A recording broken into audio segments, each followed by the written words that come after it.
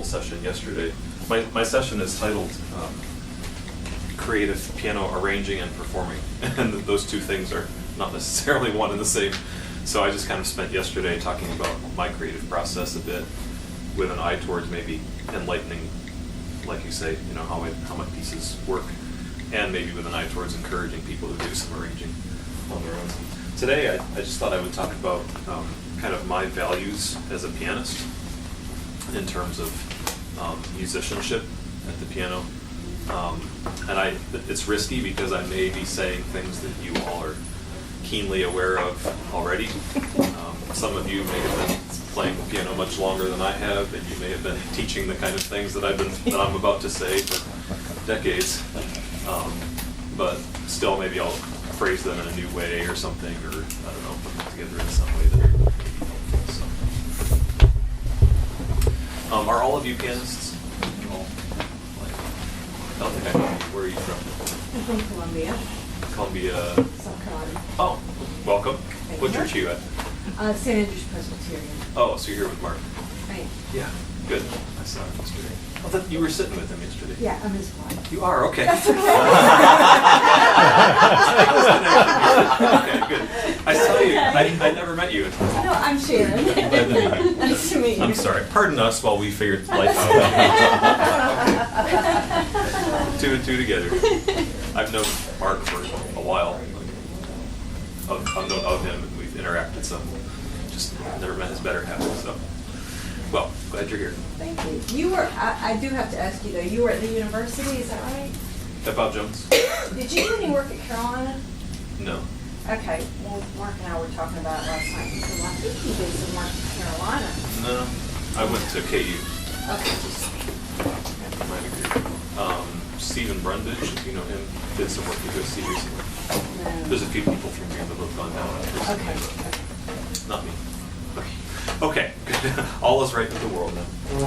So anyway, I brought a few of my pieces today, and I thought I would just demonstrate the way that I hear people play them sometimes, which is not really what I'm after, and then kind of demonstrate the way that I do prefer to hear them. And if you're guilty of doing any of these, if you judge yourself to be guilty of doing any of the things that I mentioned, please know I don't hold it personally. I don't really know any of you or how you play. And probably most of you who are here at a conference like this are kind of beyond that sort of thing, but we'll see if it's helpful. So, I'm trying to sort of put into words what I think fine pianists do intuitively.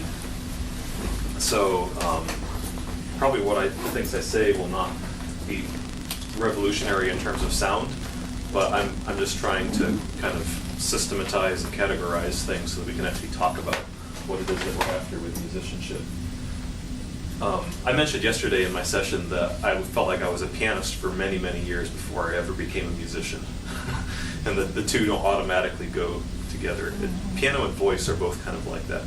If you pick up an oboe, to use an extreme example, not anybody can pick up an oboe and create even notes, let alone, it takes a lot of skill. But with a voice, everybody's got one, everybody can sing, but not everybody can sing musically, beautifully. And the same is true of the piano, probably more than any other instrument, from the time they're aged, whatever, from the time kids can stand up enough to hit the piano, they're there banging on the keys and doing things. So there's a lot of difference between being able to press a key down, which is anybody can do it, and actually making music at the piano. If I could sum up my aesthetic in pianistic terms in one word, I would just talk about singing. I'm always trying to make the piano sing. And maybe other people have different angles that they approach the piano from, that's fine. Just for me and the experiences I've had in life and the musical things that I do and all pulled together, I'm always trying to let the piano imitate the voice. I feel like every instrument is trying to be, at one time or another, cantabile. Right? We have this word that we use for instrumentalists that tells them to play the way someone would sing. Interestingly, the reverse never happens. There's no word that tells singers, please sing this like a saxophone. That's kind of a silly thought, but it doesn't happen. Everybody's trying to sing. We're all trying to imitate the one instrument that God most directly created, and gave to each one of us. And I mentioned yesterday how I got frustrated with the piano for a while because of this inherent decay in the tone. We have this sustain pedal that virtually no other instrument has, almost no other instrument, but we're saddled with this burden of notes that constantly disappear as soon as you press them down. A vocalist can take that single note and truly sustain it. A vocalist or any other instrumentalist virtually can take that note and actually crescendo it. And like I mentioned yesterday, you press that note and no matter how hard you press it, it's not going to get any louder. You only have one envelope acoustically that goes, it just disappears. So for an instrument that we want to make sing, it takes a lot of kind of specialized thought to actually create the illusion, is what I would call it, the illusion of singing at the piano. So one of the things that I think is most important is voicing. By voicing, I mean just playing some notes louder than other ones. And so that can happen between hands, for example, playing your right hand louder than your left. And that can happen within hands as well. There are times when certain notes need to be louder than other ones. I'm always trying to create different layers of sound, if that imagery is helpful for explaining what I'm after. There's always multiple levels, and they're kind of hierarchical. There's some things that are really important, some things that are kind of important, some things that are not terribly important, and some things I could almost do without. Those are the notes I barely play, I suppose that takes a bit of analytical skill, right? And this is where musicianship comes in. Because you need to be able to look at the page and decide which of these notes matter so that you don't just play them all equally. I brought a few books today. Whoever was at my session yesterday, I think everybody went and bought this because they're out of them now. So that's a good problem to have for Pine Lake. So if you went and bought it, thank you. I'll use some of the same pieces today, and then I grabbed some of the books they do still have left, so I can use some of those too. Here's the beginning of How Great Thou Art, which we used a little bit yesterday.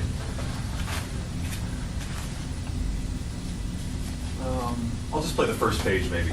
I'm going to try to play this with no voicing whatsoever. I'm going to try to play every note equally, which is really hard for me.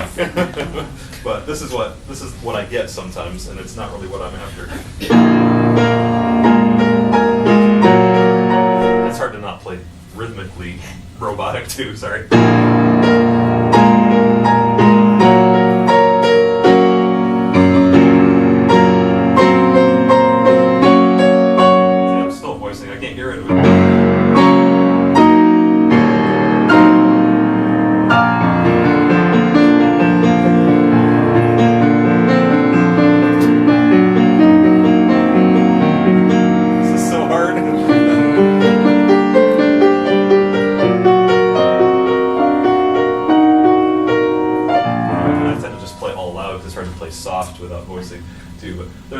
Levels on the page here. I'm wanting the top notes to be louder than the lower ones in most cases. That first one, all three are equal. As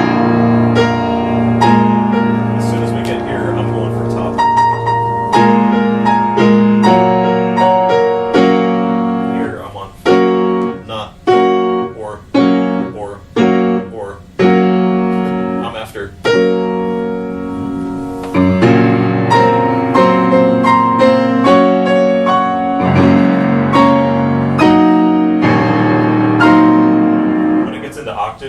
Different people have different preferences. Some people like the two notes equal. Sometimes it's the time to ping the top. I was at a master class with Ray Dudley once. If any of you have heard of Ray Dudley, he taught at IU for a long time. And I was accompanying a girl who was playing a concerto, and he was really getting onto her for just being so pingy about her top note, because he really wanted both of those notes equal within the octave. And I think her teacher had been asking her to ping the top note a lot more, so it was one of those moments. Here there's an embedded melody.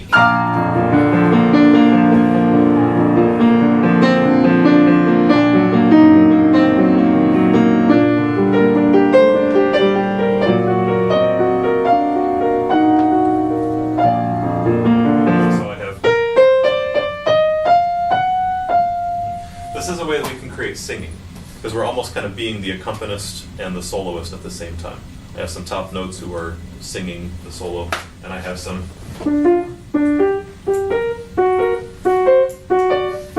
that are accompanying that solo that's going on. So like I say, musicianship, I think a big part of musicianship is just deciding which notes are most important. Sometimes it's very clear. Sometimes there's more than one good answer, you know. And there are places in my own music, at least, where I think there's only one right answer, and I'm afraid people aren't going to see it, and that's when I start using tenutos. I put a tenuto on the notes that matter, and that happens right here. I've got all of those were tenutoed. So I'm trying to point that out to people who may not be seeing the hierarchy that I'm after. Right? Sometimes, though, there's more than one good answer, and that's where things really get fun. And I'll play a piece one way, and someone else may play it another way, and both of them may be very, very musical. And that's why we can listen to Murray Pariah play Bach, and we can listen to Glenn Gould play Bach, and we can listen to a whole list of other people play Bach. And one of the biggest differences, whether it's in tempo and whether they grunt during the performance or not, in the case of Glenn Gould, is just what they choose to voice. You know, what matters, what that the hierarchy of musical ideas that are on the page. That can happen even in a thin texture. It's not just in a 5-part Bach fugue. We have to decide which of the subject entrances we want to matter the most or whatever. You know, it's even in some relatively simple music, you can decide that. Something I used to have students do was to play 4-part hymns. Back when I taught piano, I used to have students play 4-part hymns from the hymnal and voice a different voice every time through. It's a great exercise. Of course, melody is the one that you're usually after, so that's important to practice. But the ability to just control your voicing such that you can pull out any note you want out of even a 4-note chord. You know, you have 2 notes in each hand, probably. So go through once and emphasize the tenor the whole way. Can you make that happen with your left thumb? It's a little bit easier because you probably use your thumb a lot. You know, thumbs have this extra big muscle thing here. That can work. But then can you do it with the bass? Can you emphasize your pinky the whole way? Can you like sing out the bass line as if everybody else were accompanying? And then even trying alto, which is sometimes easier because of the thumb again.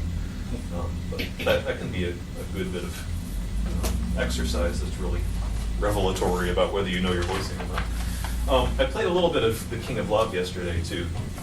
This is some pretty tricky voicing because it's within the same hand and there's a couple just different lines. Welcome, come on in, going on at the same time.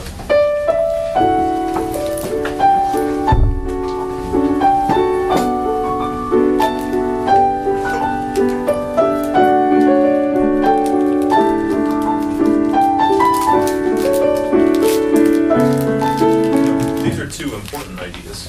Both of these things matter. There's the hymn tune. You're welcome to come up front, it's fine. Welcome. And then there's also this little counter melody. And both of those sort of matter, but they don't matter equally. You know, the hymn tune is what I'm after more than this little, you know, frosting that I managed to put on the hymn cake, so to speak. So there's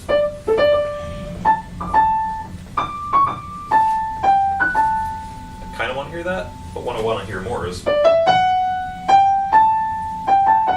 So we could get so fussy on the page about trying to notate which line is which and where this line goes, and this one should kind of be mezzo piano, but it should still have some rise and fall. This one should be a little more piano. This one should be pianissimo. You know, if you start thinking this much as a composer, then if you're not careful, you end up with pages that look like. Well, have you ever played any Percy Grainger at the piano? If you have, you know what Percy Grainger's scores are the most littered. He's got notes and just all these different systems of categorizing articulations. Oh, it's a nightmare to look at. Randall Thompson too. Yeah, certainly. So I kind of strive for a clean page. You know, this page isn't particularly cluttered, but I do have tenutos on the hymn tune there. So probably what I end up hearing, especially maybe from students, would be.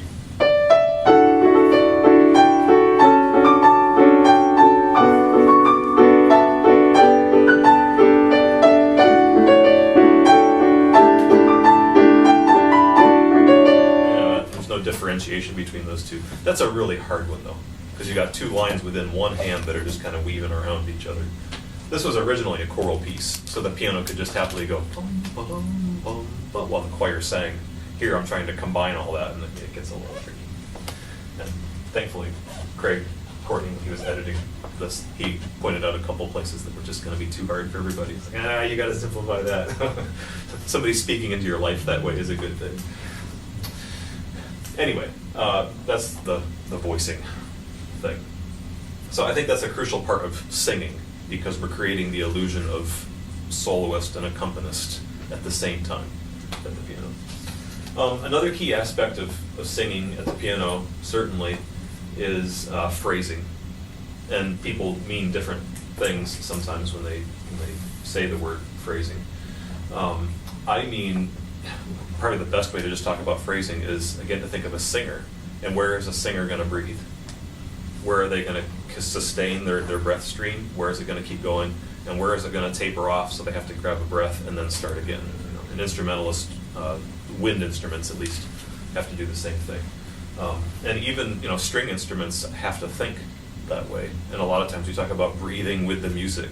Even if your instrument doesn't require breath, there's still a sense of breathing with the music, so that it feels like, again, a singer. Everybody's trying to sing. So first of all, you have to know where your phrases are. And again, this is where musicianship involves some analysis.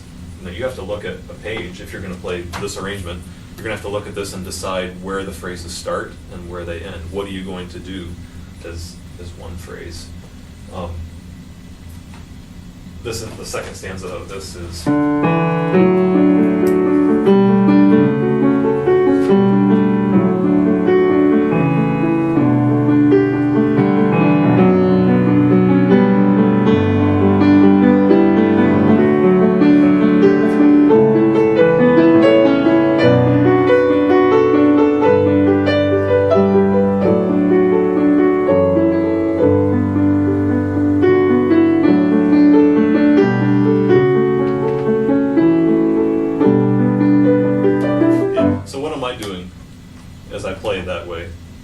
To kind of outline to you where the phrases are. There's at least two things that I'm doing. Rise and fall. Absolutely. So rise and fall, you hear it's a breath, So there's the rise and fall of a phrase, and you hear each one successively. And there's something else too, not just dynamics, but tempo. Yeah, tempo. So as I am at the beginning of a breath, certainly, it feels like I have lots of time, and so I'm stretching it out a little bit. And then I'm moving forward to the middle. I'm pressing towards that goal, that high point of each of my phrases a little bit. And then I'm backing off just ever so slightly at the end of them. A lot of times I put some kind of freely or rubato on a piece or on a section of a piece. And all I'm doing there is just trying to remind people to play phrases. Really, I'm not after a metronomic kind of playing. So if I were to do this section without that, I would play strictly metronomically, and I would not shape my phrases at all. So I could voice, so you can hear melody, but without that sense of rubato or rise and fall, you get.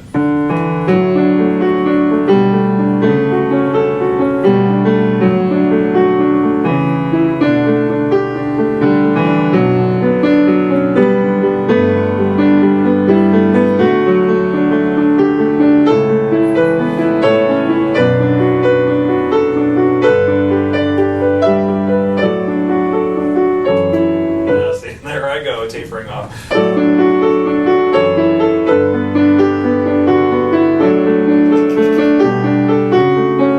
I'm being a very obedient pianist at that point. I'm obeying everything that's on the page. I played all the well. I did mark vocal retard in one place. I disobeyed that. I'm playing all my tenutos. There's so much more to music making than what can be notated in these little black blobs on white paper. If you're familiar with Alice Parker at all, the venerable American choral composer, she gives different percentages at different times when she talks, but generally she feels like 95% of all the little nuances, especially in vocal music, that go into music making, 5% of those are notatable, she would say, in black blobs on white paper. And the other 95 is what you bring to the table. That's interpretation. It's music making. Looking at this, analyzing it, whether you're conscious of that or not, and deciding all these little details about what matters more and where the phrase is, all that kind of thing. And again, if you try to try to notate more than 5% on the page, or maybe it's 10, maybe it's even 15, I don't know. If you try to go beyond that, you just end up, as a composer, with a just really, really ugly page. It looks horrible. So you have to leave some white space. And yet I'm constantly trying to put little just hints to my performer. I think of the page as a letter. It's a note to my performers that says, here's some sounds that I dreamed up. Here's a little idea, a little map, a little guide to maybe how to recreate those sounds. Let me try to communicate to you. Would you play this F sharp? Play this one, not this one. Play it mezzo forte. Put the pedal down. Use your own judgment about when to change the pedal. And beyond that, it's completely up to them. I have a tenuto on it, which tells them this matters a little more, in my hierarchy of voicing. But there's so much that they bring to the table. So at the beginning of a piece, sometimes like here I have gently, of course, those opening words I choose so carefully. That's my one chance to actually speak verbally to my performer. So I want it gently with pastoral warmth. How much meaning can you cram into 3 words? Warmly, and it needs to feel pastoral, since this is like a shepherd scene, So it needs to feel bucolic, and you should see kind of rolling pastures and that sort of thing. And then I have a cantabile at the beginning. I'm trying to remind people to sing. I didn't do it on this piece, but a lot of times at the beginning of a piece, I'll put hairpin crescendo and decrescendo within the first couple phrases, and then I'll put simile. Just trying to put something on the page that reminds maybe somebody who doesn't intuitively always play this way. I'm trying to remind them, hey, can I get you to think that way? And some people, of course, are just going to do that because they're musicians. But some people just need a little gentle kick in the pants. Make a phrase here, And if the page doesn't look like that, sometimes they just forget. So a little reminder that way can be helpful. So along these two ideas, under the idea of phrasing, there's dynamic shape and there's rubato. Here's a different example in less languid music in terms of phrase shaping.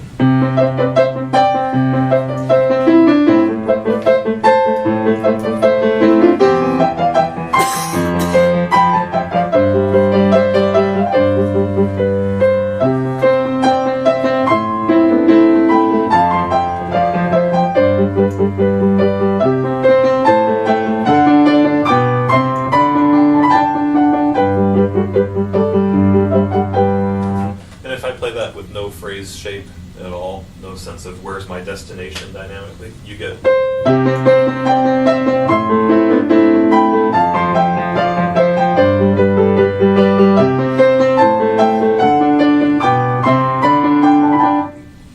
that's not what we're after. We need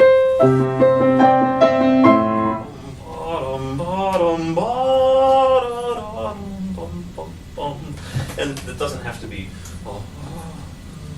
it's not that kind of music.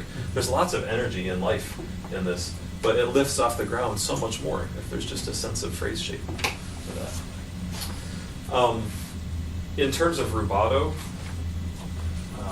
here's a little example from Nearer My God to Thee. This piece is marked at the beginning, expressive and rubato. So I was like, would you please play this expressively? Here it is with no rubato at all.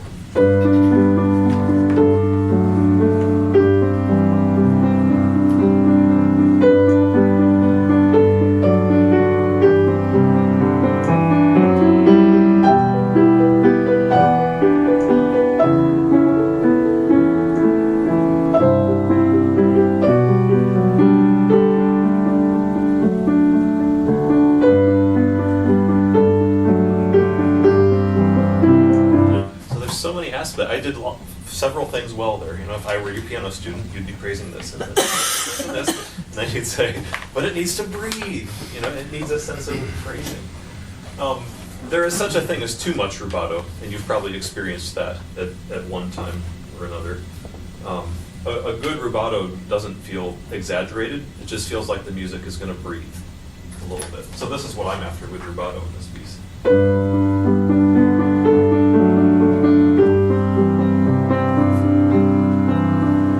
Did rubato at 2 different levels. I played a phrase, da, dum, 2, 3, 4, 5, 6, 1, 2, 3. So within the phrase it was there. But did you notice there were also a couple of Logic accents? I didn't go yum bum bum bum bum bum. I went yum bum bum bum bum bum bum. I eased into that first one. It doesn't need to just hit the ground running. It kind of has to slowly wind its motor up.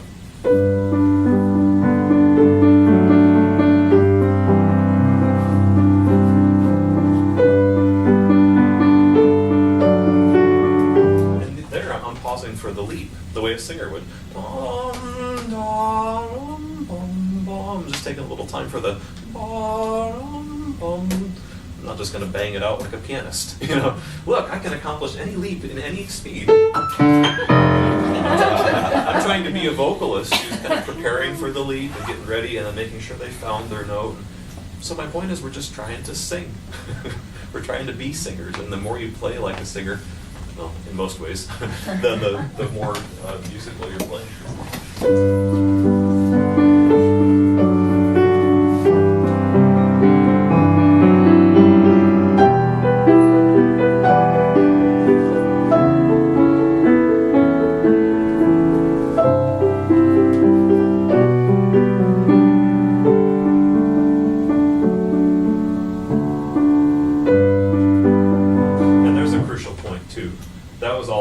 And then here's the entrance of the actual hymn tune. I tend to do a lot of arranging by adding other material to the hymn tune that's there, and that's not the only way to arrange, certainly. I think I started writing that way when I studied chorale preludes from Bach, because that's what he does. Here's my hymn tune, now here's my other material. And in that case, we remember the other material more than we remember the hymn tune. Hopefully that doesn't happen with my arrangements. I'd rather the hymn tune be remembered. But the way I'm dressing up those tunes is by bringing my own material to the table that is just garb, kind of to wrap around that hymn tune and present it in a new light. So at the beginning, in the intro here, when the intro ends and the actual hymn tune enters, I always take that extra time there, because I want my listener to say, here comes something. What is it? Nearer, my God. Oh, hymn tune, you know. So sometimes people just kind of blow by those structural moments. And it's not true of all music and every structural moment, but generally speaking, at least in church piano arrangements, I think the more important the structural moment is, the more time I take for it. So if it's some really important switch from one thing to another, I'm just going to take all the more time for it to make sure that people understand the structure of my piece. So there, especially for the entrance of the tune. And in a sense, I suppose that's kind of like accompanying a singer too, right? Because a lot of times we kind of cue the singer. You know, if I were actually accompanying a singer standing here, I might...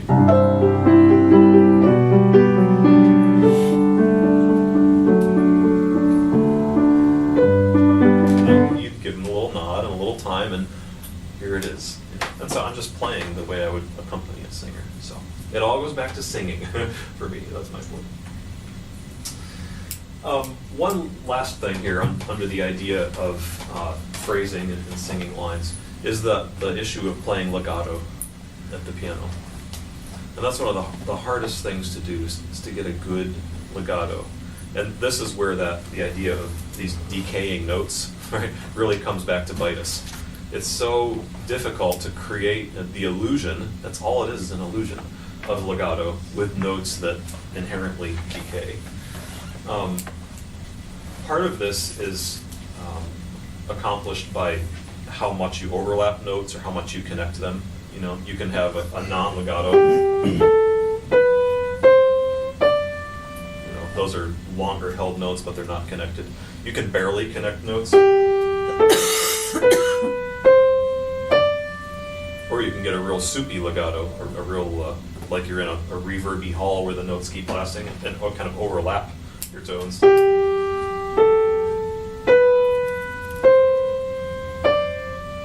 I'm just creating the illusion there of kind of reverb in the room of the individual notes that are there. So certainly there is the issue of if we're on a graph here of time and we have a note of this length and a note of this length, we can do it this way, or we can even start to overlap them this way. And of course, if you put the pedal down for all that,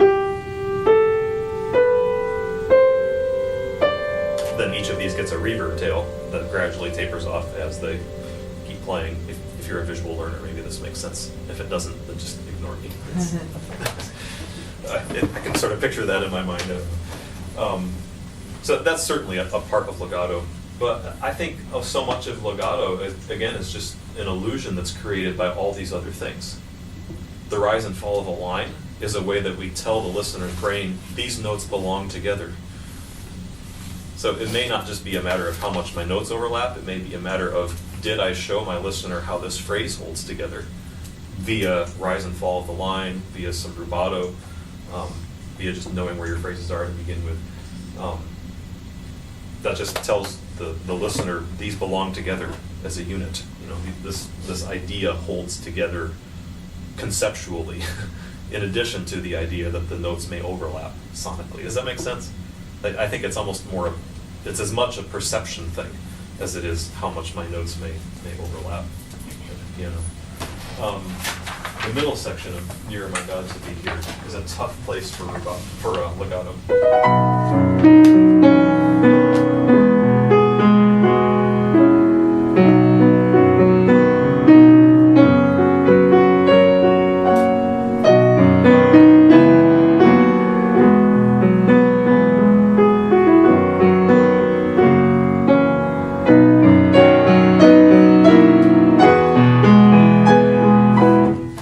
So much going on there to try to create the idea of trying to sing this like a great baritone. Part of it is that I am, trying to connect notes.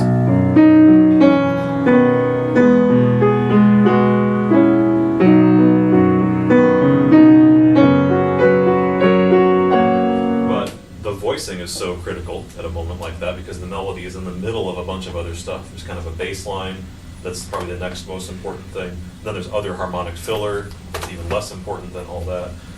So I need to bring out that melody, certainly.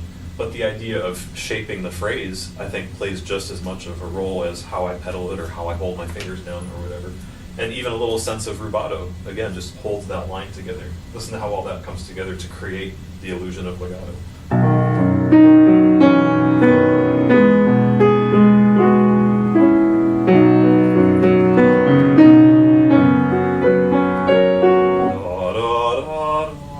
As I phrase off there, your brain says that note belongs with those others. It's connected. So that's the legato illusion. That's just my random weird thought on legato. I don't know. Maybe it helps something somewhere. A few other things connected to just performance that may or may not have anything to do with singing now. These are just some extra thoughts. Paying attention to where the music needs to move forward, I think, is critical. I end up hearing a lot of even my choral music and a lot of piano things as well, where people don't innately sense the time when we need to get the lead out. It's time to step on the gas a little, and they're very obediently trying to follow whatever metronome marking was there, or whatever they think belongs there, and it just sits there, and it loses its momentum. I think of each piece as a little drama. I sort of talked about this yesterday. A little, as music unfolds over time, not over space like visual art would, but over time, from the initial downbeat to the final cutoff. You have that amount of temporal space, of time to fill up, and you have to have a journey, and you have to compel your listener to come along with you on it, as a composer writing the notes and as a performer interpreting the notes. All that is required to keep the listener along with you. The pieces that you choose not to buy when you're at a reading session, a lot of times are the pieces that started to pull you along a little bit, but then somewhere in the middle they just kind of lost you. And you say, no, I'm not going to spend my hard-earned budget money on that. I had to work hard to get $600 for this quarter or whatever, or this year maybe, or whatever you have. And no, a lot of times, and sometimes it's actually just a matter of tempo. The piece just feels like it sags, it loses its momentum, and it's gone. It's not going to be performed. So there's a market reason too, not just a musical reason, I suppose, right? How do you decide when a piece has to go? I don't know how to put that into words. you're a musician, so you kind of know what I'm talking about. You're nodding your heads a lot with me as I'm saying this. You get that. How do you tell somebody this is a place where the music needs to go? This is just, we just kind of innately sense it as musicians. We say, man, this is just going to sag a little unless we get going. So for me, I mark those places in my music as the composer. I just put little notes in there that say, hey, it's time to go. The second stanza here of How Great Thou Art, here's the interlude from first stanza of the second.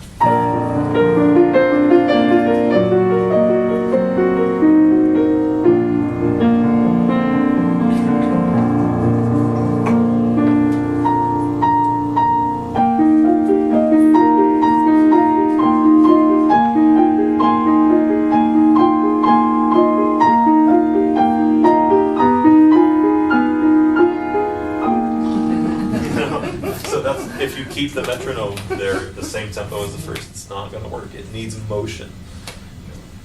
So this is just marked moving forward, quarter note 76, instead of the beginning, or the tempo we were was 69 to 72. So it's a couple clicks forward.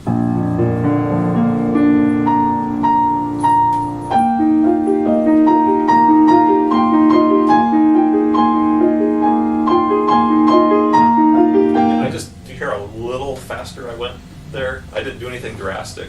And I even played with some rubato, so that some of my beats were probably as slow as the previous one almost, but there was just a little more. And it makes all the difference. Suddenly the music is still pulling you along instead of you saying, okay. All those little subtle cues are so crucial. A couple other places that I was looking at for that. Oh, the one I just played from Near My God today. Again, this is the end of the first stanza.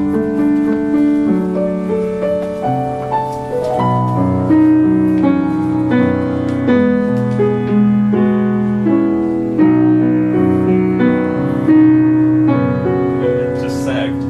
Suddenly everybody goes, okay, is this offertory going to be over soon? Honestly, sometimes that's the moment when everybody shifts in their seat. Have you ever noticed that?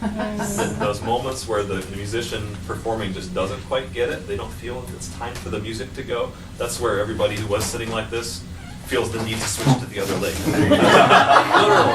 Or everybody who was here feels the need to just, and we don't think about it a lot. Does anybody else notice that kind of thing? Yeah. If one of my pieces is being performed, I watch that kind of stuff. I'm like, how does this strike my audience? I maybe just too OCD about it, I don't know, but it's fascinating to me. So this is marked moving forward, and I didn't even put a metronome marking on it because it's not so much that I want this totally new tempo as it is just I want you to feel like the restraints just came off a little, the gate just opened a little, or maybe the stream just kind of headed downhill a little bit more. It just flows forward a little bit more. So how much I want a piece to move forward is kind of determined by whether I use like a totally new tempo or something like moving forward. My least amount of motion, I use con moto, which just says with a little motion. And sometimes that's not even an actual change of overall tempo. It's just that within the rubato, if this makes sense, the phrase is pushed forward a little more within the phrase. So instead of 1 and 2 and 3 and 4, and it might become 1 and 2 and 3 and 4 and 1. And it may average out to the same, but there's a little more feeling of motion because of the rubato that's going on. I think that's what I mean by con moto. Yeah. The fact that you use an eighth note at the beginning for the metronomic marking, does what? At the beginning of Near My God Today? Yeah. Rather than using a dotted quarter. What's the number on it? 102 to 108. Yeah, so if I were to use a dotted quarter, it'd be 1/3 of that. Right. And the number would be so small it's not on most people's metronomes. Oh, duh. It'd be a 36 or whatever, something like that. Okay. Yeah, so because I know people who would say mpata, mpata, mpata, mpata, because they're thinking about the eighth notes going, Oh, you mean thinking the they're going to see the eighth note Accentuating as- the eighth, yeah. Oh, I see. Rather Yeah. than thinking of it as a line of dotted quarter notes. Yeah, that's not at all what I'm after. Well, no. Definitely not. Yeah, that's just. Let's make a new metronome. Yeah, I guess. There are online metronomes that you can go down to like nothing, and you can go up to 500 or something. Yeah. Kind of funny. But That's pretty fun. yeah, there you go. I have a really good metronome app that you should know about. This is random. Oh look, my dad texted me pictures. Metro Timer. There's tons of metronome apps. If you have I have an iPhone. I don't know if it's for all the platforms or whatever, but Metro Timer is cool. I'm the pianist for the Beckenhorst demos, and when Craig and I are in the studio, my phone is out the whole time with Metro Timer. Sure. It has a nice little tap feature, of course, so you can tap and see what tempo you're at, and you can switch it to sound or just light, and it's easily adjustable. And there's several different sounds that you can use for the ticking, and you can put it in 3/4 or 4/4 if you want to hear downbeats with a different sound. And best of all, it's free. Metro Timer. Anyway, so there's the issue of just knowing when music needs to move forward. Another thing that I value is a wide dynamic range at the piano. I think we compel our listeners' attention much more effectively when we widen our dynamic range. If the softest you ever play is, then you've never found the ability to beckon your listener. If you want somebody's attention, you can yell at them, "Listen up!" Or with your kids, sometimes you can go, "Listen." Especially if you're in public, right? You can't yell. And there's an intensity to them. And this doesn't have to be intense, but you can get somebody's attention by understating instead of overstating. And I play that way a lot of times. And sometimes I can get just an audience to really quiet down because I'm playing very softly, and they have no choice but to be quiet because they realize if they make noise, they're just going to be, they're going to stick out, and somebody's going to see them or look at them or give them a dirty look or something. I don't know if I do have an example of that. At the end of here, my guide to it's the same thing, same theme I've been playing for you. This is the end. It's very big on the last page, but then it tapers off. I marked it mezzo piano, but sometimes if I'm in a particularly dramatic situation and I feel like the moment calls for it, sometimes I play it pianissimo. So it does this.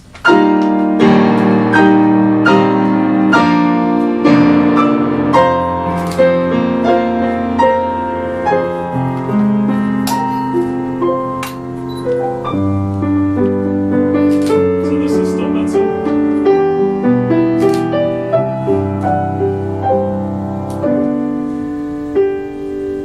Here's the end of the hymn tune, and now what we're going to finish with is just all that extra chorale prelude kind of thing that I added.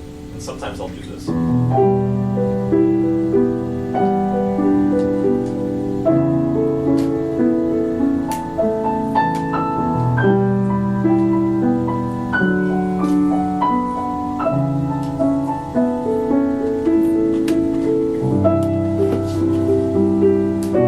Now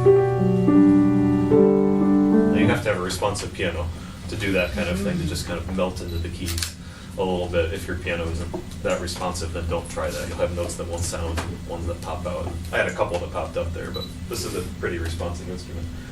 But when you do that thing, people go, and there's a lot of people that just never make use of that. And it's not for every piece and every moment, I understand, but that's a nice little way to say, hey, listen to this.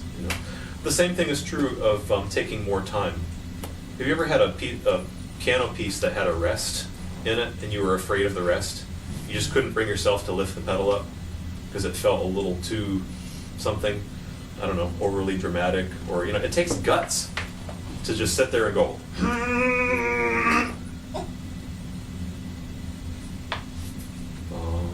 And then start, there's so much courage required to communicate that dramatically. But sometimes maybe we're missing out on that kind of drama. Now, I think I vary in how I play, because there are some times when that kind of drama feels appropriate, and there are times when maybe it just feels like a little too much. That might just be a weird thing about me. I don't know. There are times when I just do leave the pedal down and then just ease into the next section without the break of sound or whatever. But if it's more of a concert-y situation and it's time to really say, hey, listen to this, there's no better way to get people's attention than to just stop making noise. Suddenly, everybody's there, Or if they weren't at the split second the silence started, it happens immediately afterward. They'll be there. Yeah, but if you have the gap of silence, then somebody else will start typing. Yeah. But they figure you're finished. Yeah. We did. Sometimes it depends on the acoustics too. Absolutely. Yeah. There's a time when lifting the pedal, if you're lucky, a time when lifting the pedal doesn't really cut off the sound.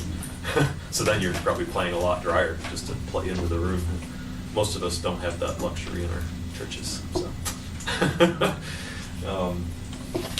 We did my Eternal Father Strong to Save last night, and it sort of finishes, and then there's an amen tacked on the end, and people clap right before the amen every time.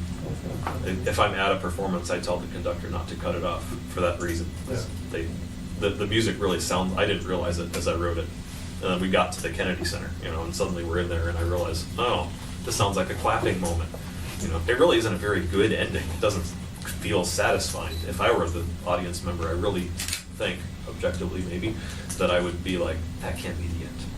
But everybody always thinks it is.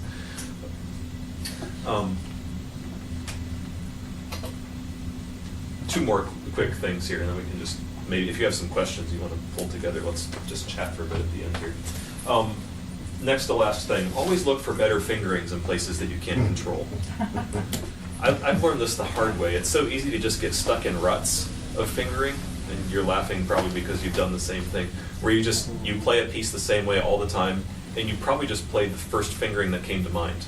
The first time you sight read it through, there was just something where you just kind of put your hand in place and tried to make it work. And it's awkward, and it involves this weird crossover or a difficult leap, a shift of position that just doesn't work well, but you just always try to make it work because you never took the time to just say, is there a better way? In my music, if I find a place where there's a better way and I don't think it's intuitive, that's when I mark a fingering. So I try not to clutter my pages with tons and tons of fingerings. But if I put one on there, it's probably a place just like that, where I think the best fingering may not be something that people innately jump to. The first, that was a bad pun, jump to, never mind. It's maybe something they wouldn't find on their own, or it would take them a lot of time to find this, so let me just kind of clue them in and find a better way to do it. I marked a couple examples of that in here. Yeah, Rejoice the Lord is King. Yeah, she's following along. This is page 34.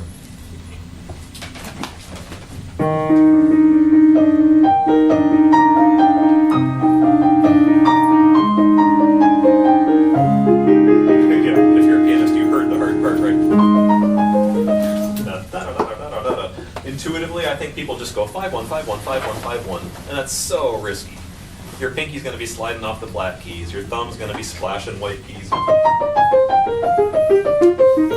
have to work really hard to not play wrong notes. So instead of playing 4 groups of 2, 1, 2, 3, 4, play 2 groups of 4. 5, 2, 4, 1, if your hand can reach it. But this isn't very wide. I think everybody can reach that. And then shift. It's the shifts that usually get us. And if you can find a way to shift less, then you're usually a lot safer.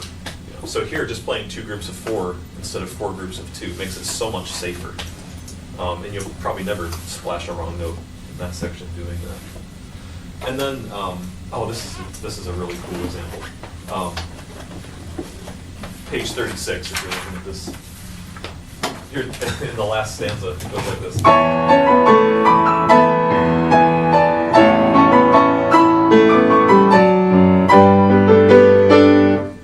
Wouldn't hear it because it doesn't sound difficult, but at the end here, the right hand goes, and you cover the space of an octave and a step, a ninth, but there's a double note at the top and a double note at the bottom. So there's more notes than you have fingers for. And the most intuitive way to play it is you shift here. I don't know if you all can see this. You want to stay put because it doesn't feel like you have to shift yet. And then when you get right here, you realize, whoops, I have to shift. I only have 1 thumb left, and I have to jump to a 5th, A and D. So people intuitively go shift, and make a big jump to 2 white keys. At that tempo, bum, bum, bum, ba, da, da, ba, is what happens if you're not careful. There's a so much easier solution. This is 5 and 2, and that your hand is already in that position. All you have to do is just shift this pinky 1 note. And you're doing that right after a quarter note that was tied to an 8th. So you have all the time in the world. And there's a little bit of pedal going on there, too. So there's all the time in the world to go like this. That's so safe. It's so much easier than da-da-dum, ba-da-da-da, boom, which never works. So that's a place I just put a little 5 in the music. Da-da-dum, bum, 5, 4, 3, 2, 1. And when you do that, then you have a couple fingers left to play that 5th. You don't have to make any leap there at all. So what I'm trying to say is finding the best place to make your shift isn't always the intuitive place. Sometimes you just have to play around with it a little bit. And at least in my music, if you see a fingering, that's usually a place where I played around with a little bit and tried to do the work for you. So you could just make it happen that way. I'm maybe just a little bit lazy about fingering. I have big hands, and I can just kind of fudge stuff and make it work a lot of times because I can just reach some crazy amount of stuff. But I'm still, there are times when I've been playing something for so long a bad way, and then just with a little bit of effort, I realized, oh, there's so much better of a fingering that I can do this with. All right, the last thing on my list is just one little personal pet peeve. And this is called opening the trap door under the bass line with the pedal. Well, let me show you an example. I told you I was going to play things the wrong way today. This is page 15. Here's how to open the trap door. I've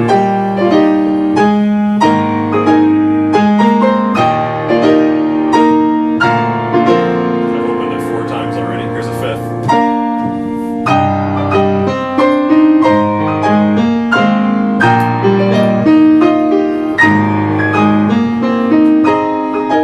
I did it like 7 times in there. As a pianist, so many times we have a bass note that's played quickly, often on the downbeat of a measure, and then we have a shift to do other things to fill it in, right? Because as pianists, we're always trying to use the sustain pedal to create more sonic buildup, you know. But you got to keep the pedal down during that. So, like where I left off here, it should be.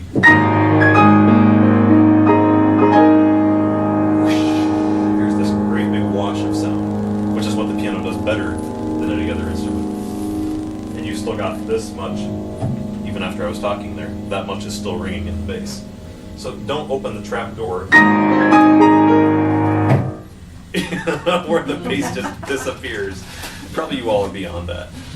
But it surprises me how many people just aren't, I don't know whether they aren't using their ears and they just don't hear that they've dropped the bass.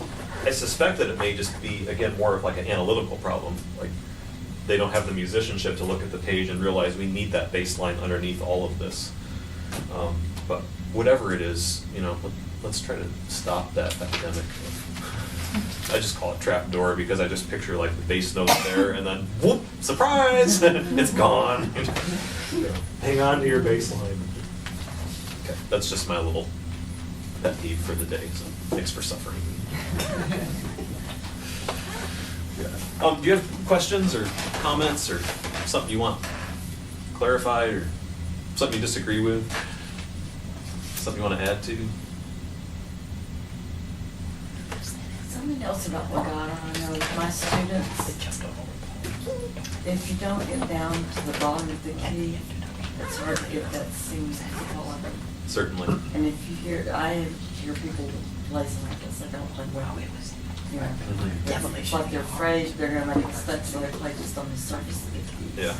And it's really hard to get that legato sound. Certainly. Yeah, I haven't even touched on issues of technique. I've been playing most of the day like this. I probably haven't been setting a very good example of digging in, but yeah, that's critical. You can do all this musicianship stuff, and with bad technique, it's still not going to work. Yeah. I have an off-the-wall question. We did a wonderful anthem that was extremely difficult for the pianist, and I'm not sure it was yours. Probably It was. Well, it was, I can't remember the name of the scale, but it was a chromatic scale, like a C, C sharp, D, flat, D, all over the place in different octaves at the beginnings. Psalm 8. That, hey, you got it. It's an octatonic scale. Octatonic, exactly. Yeah. I teach a student who told me that, actually. He's a composition Yeah, major. I good didn't for even him. know that scale. Yeah. Yeah. For those of you that are wondering, octatonic is the alternation of whole and half steps. So it's.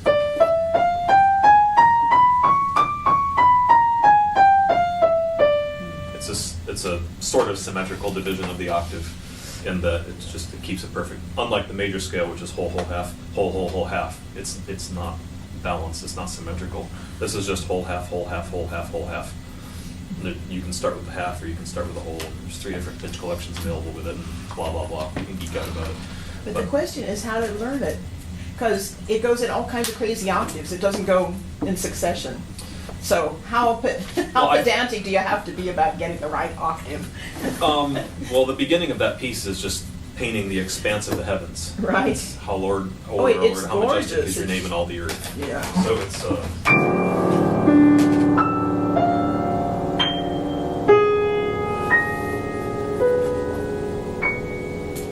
And it's marked really freely, so you can take all the time you need. So you do all that with the right hand. I was alternating. Well, that works too. Yeah, I think knowing the scale helps, because Yeah, duh.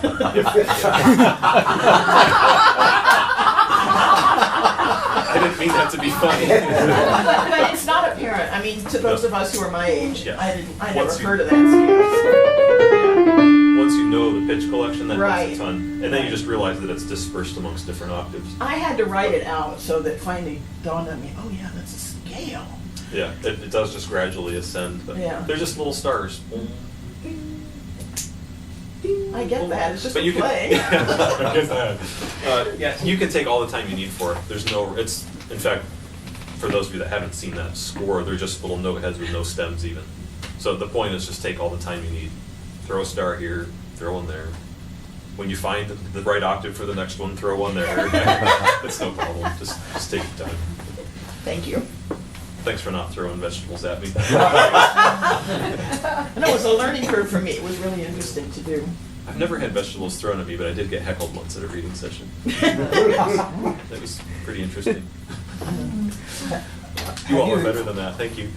Yes. Excuse me. Have you experimented with any other scales, maybe the older ones, Phrygian or Dorian or something like that? Certainly. Yep. When you were talking, I was just realizing your interest in the stars and space and something like that. I do have a lot of pieces that lean that way, yeah. I'm thinking, it just hit me that Messiaen, used bird calls and Yeah. something like that. So yours is stars. I suppose, yeah. I'm not in the same class as Messiaen, but yeah, the stars kind of do it for me. Birds don't. Yeah. I care less about bird calls. Yeah. Nah.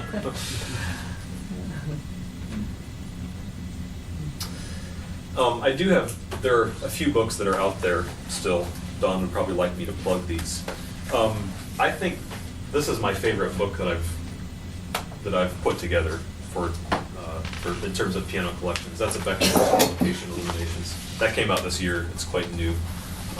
If I have to play somewhere, I usually play one of these.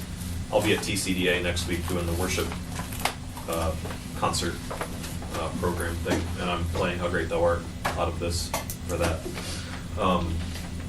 I think my second favorite book of my own, if it matters, is this one, Fairest Lord Jesus. These are a little easier.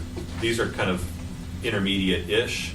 I would like to think that these are mature enough where an advanced player can play them in church. I play almost all of these in my own church as offertories and things. But they're easy enough where it doesn't take much work at all to prepare them if you're an advanced pianist. And if you're an intermediate pianist, you can learn most of these as well. So it's a pretty versatile book.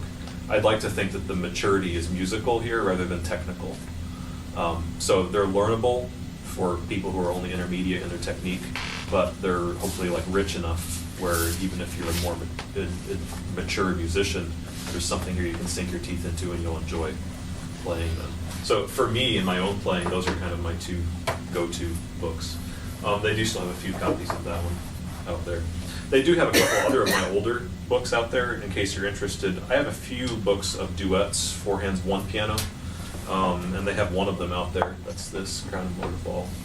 And then I did one time write an easy book. Can you believe that?